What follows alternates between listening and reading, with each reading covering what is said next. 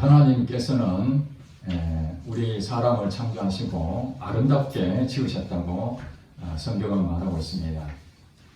하나님이 우리 사람을 통해서 참 기뻐하시는 일이 있는데 그것이 무엇인가 하면은 믿음입니다. 믿음.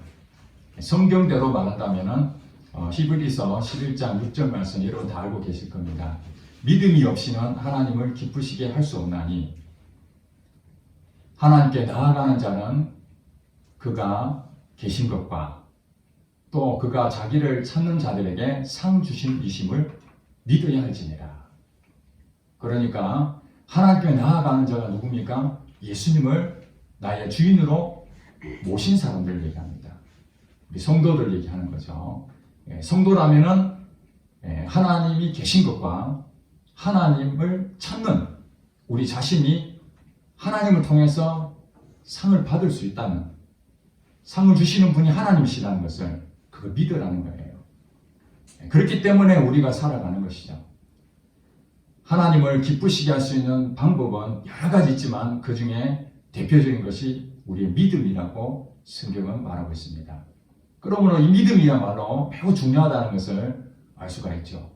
여러분 성경을 계속 쳐다보지만은 하나님께서 아주 중요하다고, 우리 학교 다닐 때 아주 중요한 것은 선생님이 빨간 줄로 그것을 칠해라, 밑줄 그어라, 시험에 반드시 나온다. 이 얘기는 중요하다는 얘기죠. 그 과목에 아주 중요한 것은 몇 번이나 강조를 합니다. 우리 성경에 보면은 가장 많이 강조하는 것이 믿음이죠.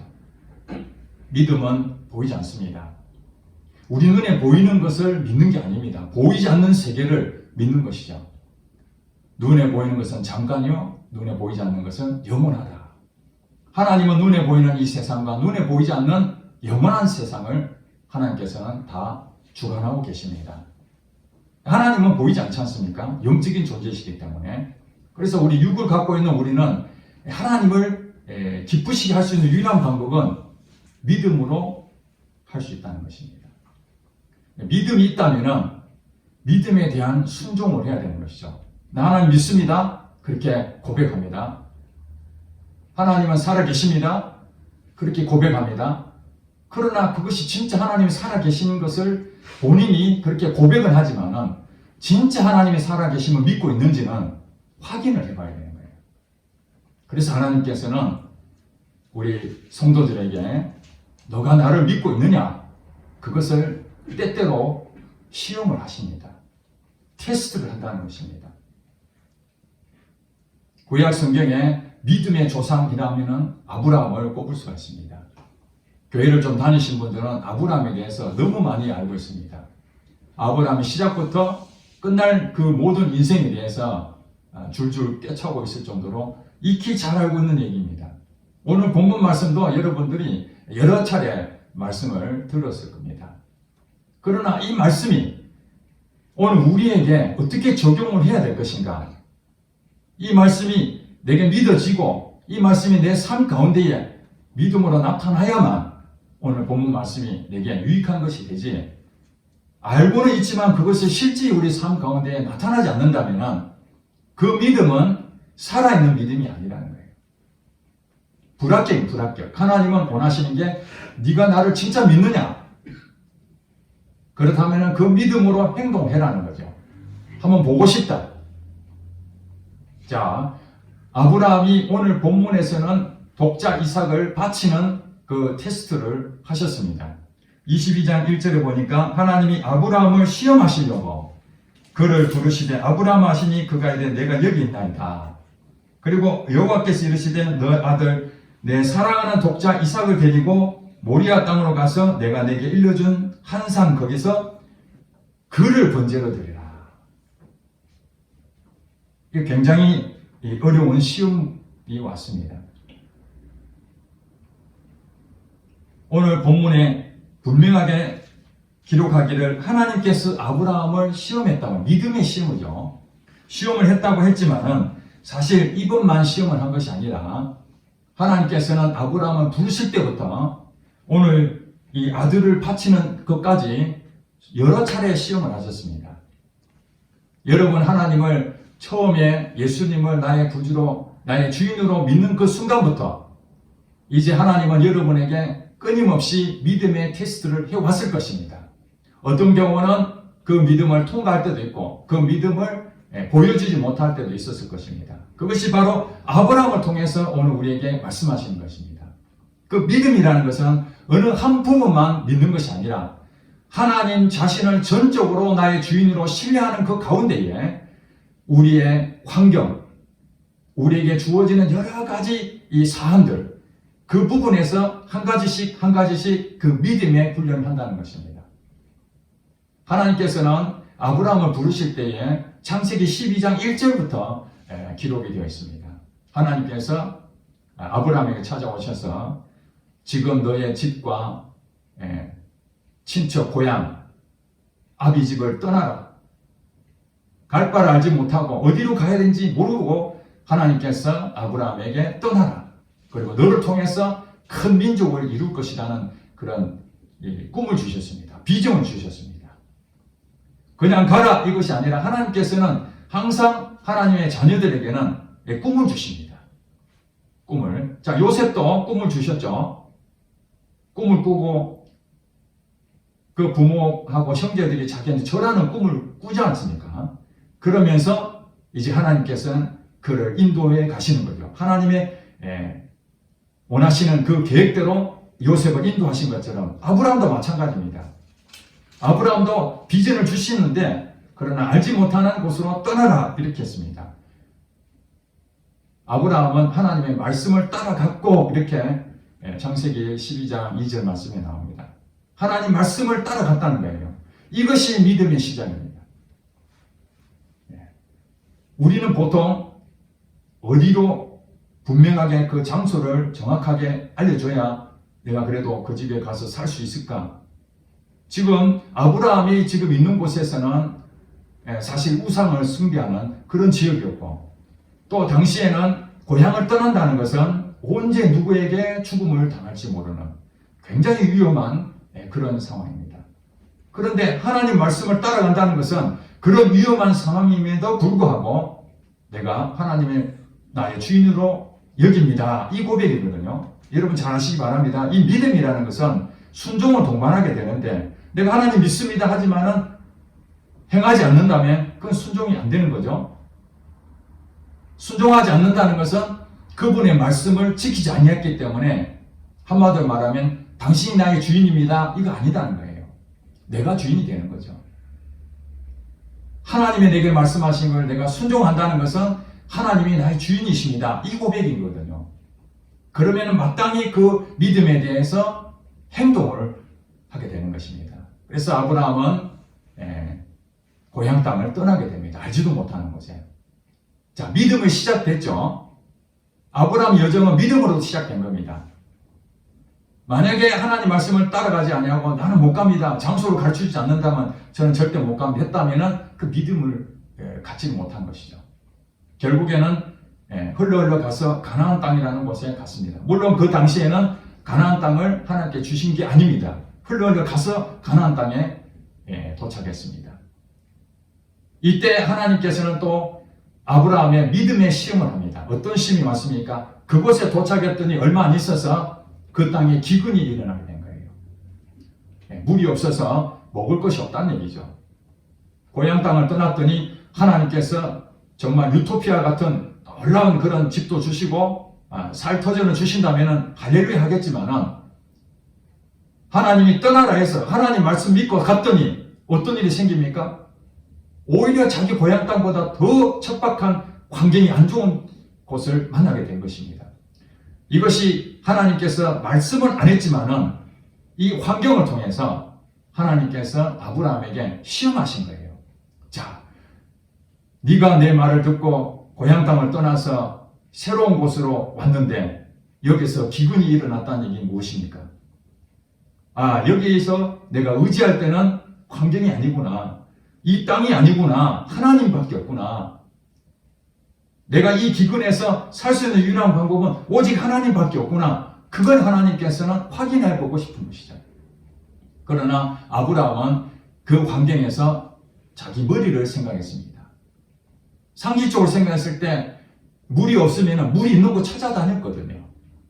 즉각 하나님 말씀을 따라가지 못하고 이 환경의 테스트를 이기지 못하고 그는 그 이웃에 있었던 애굽 땅에 물이 넉넉하다는 것을 알고 그쪽으로 그냥 떠나게 됩니다. 하나님에게 물어보지도 않았습니다. 하나님, 제가 이곳에 기근이 왔는데 어떻게 할까요? 하나님 도와주세요. 이렇게 질문했다면 하나님이 또 다른 방법으로 인도를 하셨을 것입니다. 그러나 아브라함은 자기 머리를 믿고 자기 계산을 해보니까 여기서는 도저히 살 수 없구나. 방법을 찾아보니까 애굽 땅이 물이 있다는 것을 알고 그리 가게 됐습니다. 그리 갔더니 어떤 일이 있었습니까? 자기 아내가 너무 이쁘니까 걱정이 된 거예요. 혹시 다른 곳에서 왔으니까 자기를 죽여버리고 이 아내를 빼앗아 가지 않겠는가. 그 우려가 생겨서 거짓말을 속이죠. 자기 아내를 내 동생이라고 속입니다. 그래서 바로 왕이 그 아내를 취할 수 있는 그런 상황이 되어버렸어요. 아내를 빼앗길 상황이 된 거예요. 여러분, 기근이 와서 물을 좀 얻으려고 갔다가 아내를 잃어버리는 그런 위기를 만나게 된 것입니다. 한마디로 이걸 피하려다가 더 큰 봉변을 당할 뻔한 것이죠. 하나님이 그때 개입하지 않았다면 아브라함은 아내들 잃고 거기서 기근을 피했을지 모르지만은 그 무슨 짓입니까 그게? 엄청난 어려움을 당하지 않겠습니까? 그러나 아브라함의 믿음이 아직 연약하기 때문에 하나님께서는 그 아브라함을 다시 회복시켜 주셨습니다. 그 아내를 건드리지 못하도록 하고 너무 마음에 또 애굽 땅에 있다가 다시 가나안 땅으로 돌아갈 때 아무것도 없으니까 하나님께서는 그 마음에 힘든 걸 알고 위로하기 위해서 재물까지 가지고 나가게 만듭니다. 자, 아브라함이 믿음에 실패했죠. 하나님을 믿어야 되는 그 환경에서 애굽 땅으로 가버렸으니까 실패했습니다. 여기서 우리가 잘 생각해야 될 것이 무엇이냐면 믿음이라는 것은 편안하고 환경이 좋을 때에 믿음이 테스트가 되는 게 아니라는 거예요. 대부분이 내가 할 수 없고 상황이 안 좋고 어려워지고 이럴 때에 하나님을 붙잡느냐, 하나님은 나의 주인으로 오케이 하느냐, 아니면은 내가 주인으로 내 생각으로 가느냐, 이 갈림길이 오는 거예요. 결국에는 애굽 땅에서 아내를 겨우 그것을 모면하고 위기를 모면하고 재물을 가지고 다시 가나안 땅에 돌아왔는데 자기 조카 롯도 같이 오면서 재물을 같이 얻었습니다. 살다 보니까 이제 재물이 많이 늘어나서 조카 롯에 가지고 있는 재물과 아브라함이 가지고 있는 재물이 많아지면서 땅은 좁죠. 이제 재물은 많아지죠. 서로 이제 싸우게 되는 것입니다. 이때 예기치 않는 일이 생겼죠. 조카 롯과 아브라함 삼촌 사이의 관계가 나빠지는 위기가 온 거예요. 자, 여기서 하나님 또 테스트합니다. 너의 욕심을 차려서 할래? 너 물질을 더 중요하게 생각하느냐? 아니면 관계를 더 중요하게 생각하느냐? 그걸 또 물어보는 것입니다. 그때 아브라함이 이제는 롯에게 먼저 얘기합니다. 우리 둘이 너무 재산이 많아서 서로 싸우니까 이제 서로 땅에서 갈라져야 되겠다. 보통 인간적으로 생각한다면 자기 것을 먼저 챙기고 조카니까 네 딴 데 가라. 나는 이게 차지하겠다. 이렇게 할 건데 먼저 선택권을 조카에게 줍니다. 네가 원하는 대로 가라. 네가 먼저 결정해라. 그 다음에 내가 할게.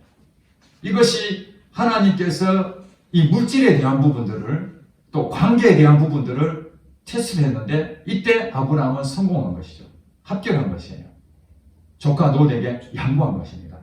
자, 여러분 하나님의 성품을 보시기 바랍니다. 내 것을 더 많이 가지게 되면은 그것은 축복이 아닙니다. 양보했다는 거예요. 하나님이 재물을 주신 것을 봤습니까? 안 봤습니까? 아브라함이 한 것이 아무것도 없어요.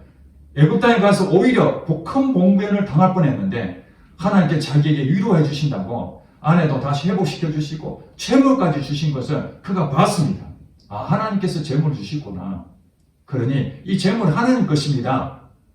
이것이 믿음으로 통과되는 아브라함의 첫 번째 중요한 것이었던 것이죠.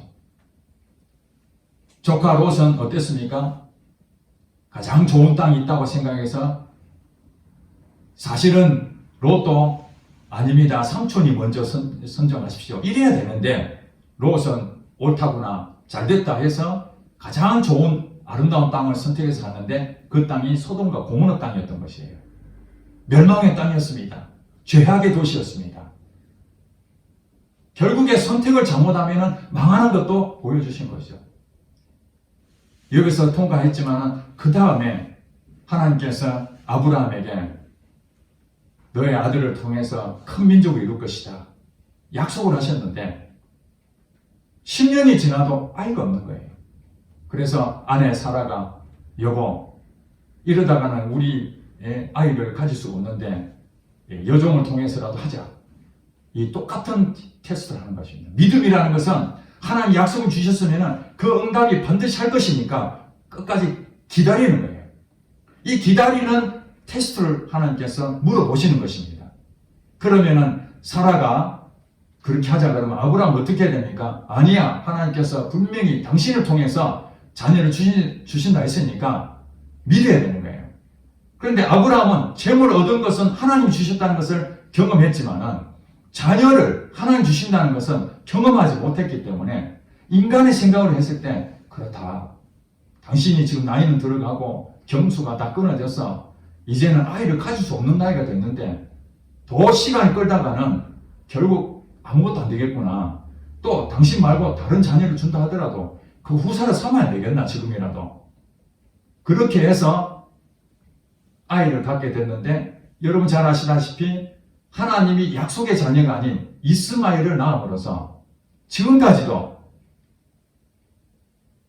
아브라함의 진짜 하나님 약속의 아들이었던 이삭과 이스마엘 두 민족이 지금도 분쟁이 일어나고 있지 않습니까?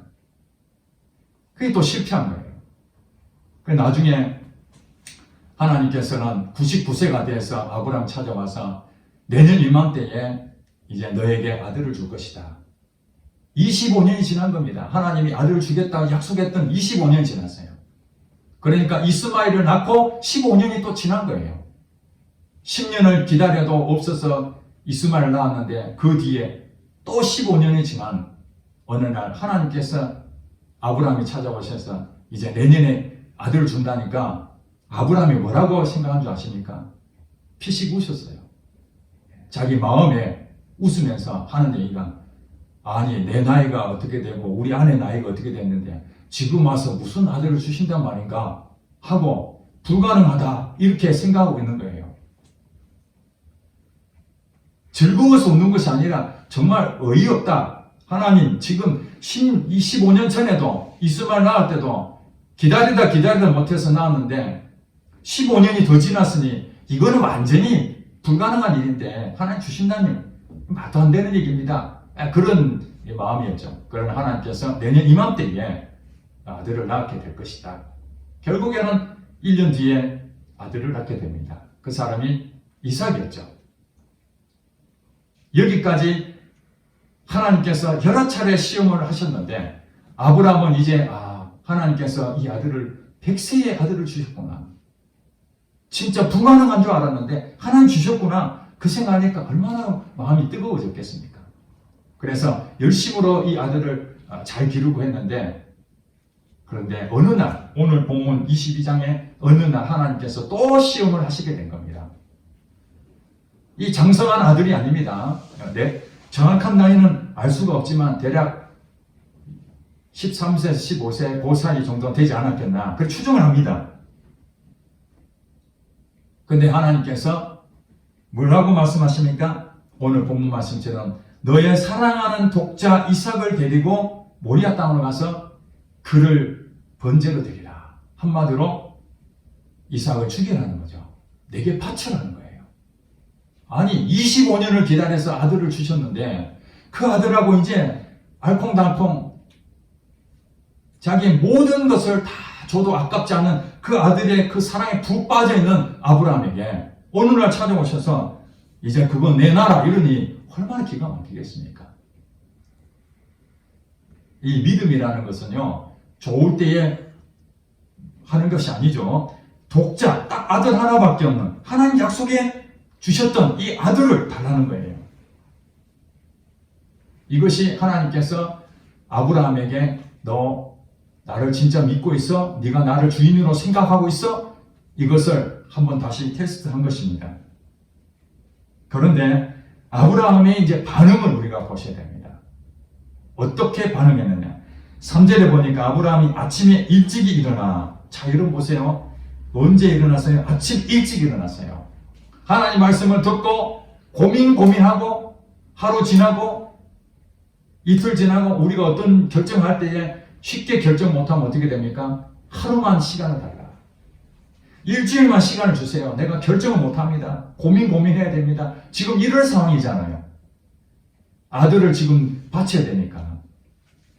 한마디로 이 아들을 달라는 얘기는 우리의 가장 소중한 것, 다른 건 내가 다 양보해도 이것만은 안 됩니다 하는 그것을 하나님께서 믿음이 있는지, 네가 믿음이 있다면 내게 한번 그것마저도 줘봐라 이거예요. 여러분 그렇지 않습니까? 여러분 가운데 하나님이 내가 쓰겠다 하고 달라 그러면 여러분이 하나님 그래요, 내가 물질 다 드릴게요. 그 다음에 내 가지고 있는 재능 다 드릴게요. 다 했는데 이것만큼은 안 됩니다 하는 게 있다면 하나님이 여러분에게 테스트하는 거예요. 그거 내게 한번 줘볼래? 그거 내한테 다 줘볼래? 이렇게 말하는 거예요. 그 말이 무슨 말이냐? 그거 없어도, 이거 없으면 안 된다는 것조차도, 그거 없어도 하나님만 믿고 따라가겠습니다. 이 고백을 지금 하나님 원하시는 것이거든요. 아브라함이 아침에 일찍 일어나서 갔다는 얘기는 고민을 안 했다는 겁니다. 이게 아이러니컬하죠. 우리가 보통 생각한다면 고민하고 고민해야 되는데 전혀 고민하지 않고 즉시 아침에 일찍 일어나서 안장을 준비하고 종돌하고 이삭을 데리고 하나님 지시한 땅으로 갔다는 거예요. 산으로 올라가지요. 이삭이 보니까 늘 아버지가 제사 지내는 거 다 봤잖아요. 양을 잡아서 제사 지냈는데 보니까 제사 지낸다 하는데 재물이 없는 거예요. 그래서 아들이 아버지 재물이 어디 있어요? 걱정하지 마. 하나님이 다 준비하셨다. 이렇게 말을 하죠. 하나님이 다 준비하셨다. 그런 이삭도 그런 줄 알고 갔는데 나중에 보니까 이삭을 꽁꽁 묶는 거예요. 자기가 이 동물인 거죠. 자기가. 재물이 자기라는 걸 알게 됐어요. 기가 막힌 일이죠. 아버지는 그것을 꽁꽁 묶고 있고 아들은 재물이 될 수 있고 이제 조금 있으면 아들은 죽게 되는 것입니다. 그런데 아브라함이 그 상황에서도 조금도 지체하지 않냐고 꽁꽁 묶고 바로 준비해가지고 불 다 지피고 아들을 번지 위에 올려놓고 칼을 들어서 바로 내치려고 하는 그 순간 여러분 놀라지 마십시오. 이때 어떤 일이 벌어졌느냐? 11절에 보니까 여호와의 사자가 하늘에서부터 그를 불러 이르시되 아브라함아 아브라함아 이렇게 두 번이나 반복했어요. 이게 다급한 지금 중단시키는 거죠. 칼로 내리치려고 하는 그 순간에 하늘에서 천사가 와서 아브라함에게 큰 소리를 얘기합니다. 아브라함아 아브라함아. 이 말이 무슨 말입니까? 스톱. 급한 하나님의 사인이 온 것이죠. 스톱이라는 거예요. 사실은 아브라함이 급한 게 아니고 하나님 급해오는 거예요. 하나님이 말씀하셨으니까 내 순종한다. 그러고 막 그냥 아무 지체 없이 막 하니까 오히려 하나님이 더 놀래버린 거죠. 보통 같으면 고민하고 범민하고 해야 될 그런 상황에서 막 그냥 오히려 아브라함이 더 담대해버린 거죠. 여기서 하나님께서는 얼마나 기뻐하신지 모릅니다. 즉시 천사를 보내서 탁 막으잖아요. 자, 여러분 위기 상황에서 하나님께서 마음만 먹으면 즉시 천사를 보내서 수습시킵니다. 아브라함 하는 것처럼 자기 자녀가 곧 죽을 그 상황에서 딱 막아주잖아요. 우리의 상황에서 여러 가지 어려움을 당해도 하나님께서 감동이 되면 그 즉시 천사를 보내서 우리의 상황을 즉시 역전시킨다는 여러분 믿으시기 바랍니다. 우리가 눈이 안 보인다고 내 힘으로 하지만은 실제로 하나님께서는 보이지 않는 세계를 다 주관하고 계신다는 거예요. 그래서 12절에 보니까 내 아들 네 독자까지도 내게 아끼지 아니하였으니 내가 이제야 네가 하나님을 경외하는 줄 아노라 이렇게 얘기했습니다. 믿음이라는 것은요, 하나님 믿습니다 이렇게 고백하는 것만이 아니라 그 믿음에 대한 행동까지 나타날 때에 비로소 네가 나를 경외하는구나, 네가 나를 진짜 믿는구나, 그렇게 하나님께서 인정해 준다는 거예요. 그러니 입술로만 내가 믿습니다 그 고백만으로 하나님이 믿는다 안 속습니다. 여러분, 하나님은 우리에게 끊임없이 여러분 일터에서 여러분 살고 있는 그 현장에서 하나님은 여러 상황을 통해서 계속 시험을 하십니다. 물질에 욕심을 가지는지 한번 테스트도 해보고, 돈도 한번 줘보고, 그 돈을 내 돈인처럼 생각하는 것인지, 아니면 어떤 일을 하면서 실적이 높아지고 잘하면 내가 잘하는 것처럼 생각하는 것인지, 하나님이 도와주신 것인지, 그런 것을 전부 다 테스트하고 있는 거예요. 잘 될 때 테스트가 아니라 잘 안 될 때, 뭐가 막히고 내 상황 속에서 도저히 할 수가 없다 이럴 때에 하나님께서는 너가 나를 믿고 있느냐, 나를 주인으로 여기느냐, 아니면 네가 주인이냐, 이 부분을 분명하게 확인해 보는 것이죠. 그래서 고린도후서 13장 5절에 그럽니다. 너희 자신을 믿음이 있는가 시험을 해봐라. 그리고 너희 자신이 확증해라. 우리 자신은 늘 어떤 현장이 있을 때에 하나님께서 내게 믿음이 있는지 확인해 보려고 지금 이런 상황을 주셨구나. 그러면 오늘 이 본문 내용을 보고 아브라함이 어떻게 실패를 했지? 아브라함이 어떻게 해서 이것을 통과했지? 이겨냈지? 이것을 여러분 삶에 적용해야 됩니다. 그것이 믿음으로 사는 거예요.